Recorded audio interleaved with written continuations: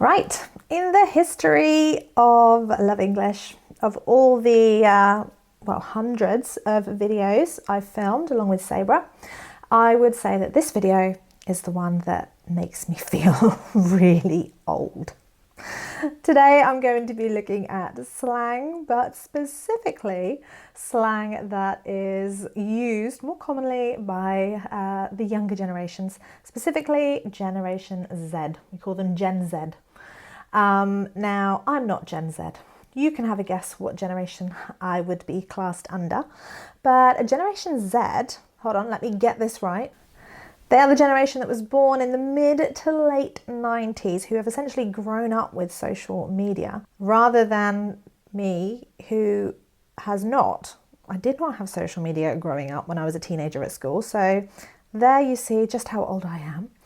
And this slang is very commonly used by them, apparently.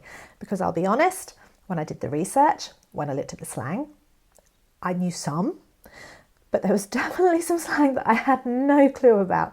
So let me know in the comments box below, what slang were you aware of and what is completely new? And does this slang make you feel old or young? Because I really think that there's a cutoff line here, and it's fine, okay? It's language. English is evolving all the time. So I might be British, I might be native, I might have taught at a university college. Doesn't mean I know every single word in English, and certainly when it comes to language that is evolving, like slang, I think I've been left behind a little bit. Very busy getting older, wrinklier, and having children. So here we go. Test your English. How young or old are you by seeing which of these 20 more modern slang expressions you knew. Right. Generation Z, Zoomers even, slang.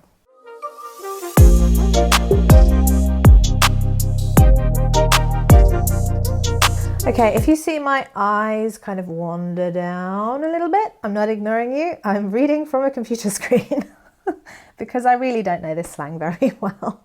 Then first one, thankfully, I do. Beef, okay, a noun, to have beef with someone. And I've definitely heard this, and I think really I would have heard this more in American television and kind of American culture, I thought. And it's beef. So to have beef with someone is to have a conflict, an argument, to have issues with them. There's been some beef between those girls for quite some time. It really sounds a bit odd to me. I'd never use it. Number 2, NPC. Yeah, and it means non-player character. So I am guessing this has something to do with computer games. Yeah. So often used to describe someone who lacks individuality, or acts in a robotic manner. He's such an NPC. He never has an original thought. Is that one that you're aware of? I was not, I'll be honest. I'll be completely honest. Number 3, to pop off. Now, pop is a really common colloquial verb that we would use in English, to pop to the shops. So I just scanned this, so I haven't read it properly. So to pop off, he popped off. To leave? No, to become very angry or to react strongly to something. He tends to pop off whenever someone criticises his work. Didn't know it. Never used it. Never will. Very old. To pop off, to become angry. What would I say? I would say I was pissed off. That's what I would say. So a little bit more vulgar, I suppose, using a bit of swearing there. Number 4 is dead. So, I mean, that seems self-explanatory. It should be to be, I guess, unpopular, not relevant anymore. Okay, to describe something as uninteresting or dull. The party was dead, okay, until the music started playing. Yeah, I could use that. I would use that maybe. Yeah, what would I say? It was dead at work today, like it was really quiet. I'd say it was dead quiet. I'd say it was dead. Maybe, yeah, uninteresting or dull, not so much. So yeah, it's uninteresting or dull to describe something dead. Number 5, salty. I've definitely heard this. Is this, I think it means attitude. If someone's a bit salty, they've got a bit of attitude. I would never use it. I think I've heard it being used. I'm going to check the description now. Feeling bitter or resentful, often due to perceived injustice or unfairness. So that wasn't a bad guess, I don't think.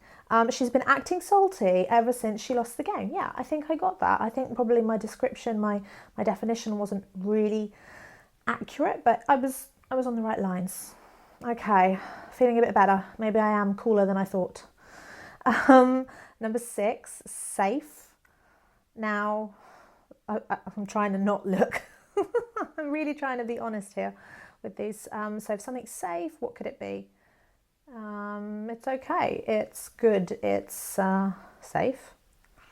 Okay, it says a term of assurance or agreement similar to okay or all right. Example, I'll meet you there at 7. Safe. See you then. I would use okay. I wouldn't use safe. So it's similar to okay or all right. So I was kind of getting there, but not really. Okay. Number 7. Okay, drip. Now, I would use drip in a colloquial slang situation to say that somebody was a drip, meaning really uncool. Oh, we such a drip. Really? You're going out with him? That kind of thing. Now, let me look at the Gen Z use of it. Style or fashion, especially when someone is well dressed or fashionable. Check out his drip. He always looks so stylish. Okay, completely different meaning to how I use it. So it's fashionable or stylish, complete, almost oxymoron opposite of how I would use drip to call somebody uncool. Okay, yeah. So you can see how a word really in English can swing from one meaning to another within one generation. That's crazy.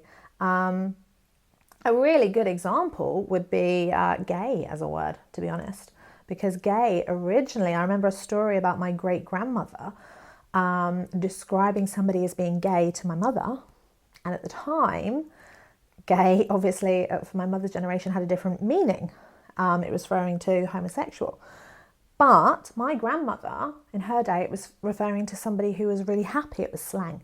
So you see, and I'm sure you've got examples of this within your language, that vocabulary, particularly slang, and younger generations often generate a lot of new vocabulary and change the meanings. So it's really interesting that drip is another word that's kind of gone full circle and become something entirely new. Okay, number 8, peng. I can't even guess. A slang term used to describe someone or something attractive. Could I be describing myself as being a bit peng? I don't know where that comes from. She's looking peng. I hope I'm saying that right. Someone correct me if I'm not. In that outfit, peng. Never heard that before. Okay, number 9 is good. Bruv. Okay, brother. We've got that. That's been, I don't know why that's something new. It shouldn't be new. Let's check that it is. Yeah, slang for brother. Often used as a term of endearment or camaraderie. Thanks for helping me out, bruv. Usually between guys, obviously, because brother, masculine. That's fine. We use that in British English. I've obviously heard it in American English. I don't think that's very Gen Z. I think they've just taken that one. Number 10, no cap. No clue. Okay. Apparently, to speak the truth, derived from no lie or no joke. I would say no joke. No joke. She turned up 2 hours late to the exam. So no cap. Same thing. Number 11, buff. Now buff, attractive. Physically attractive, like fit. Wow, she is, or I think you'd refer to a guy more as buff. Yeah, attractive or physically fit. He's so buff, he spends a lot of time at the gym. Fine. Okay, I'm not doing that bad. 12, bear. I've just read the definition, so I can't guess this.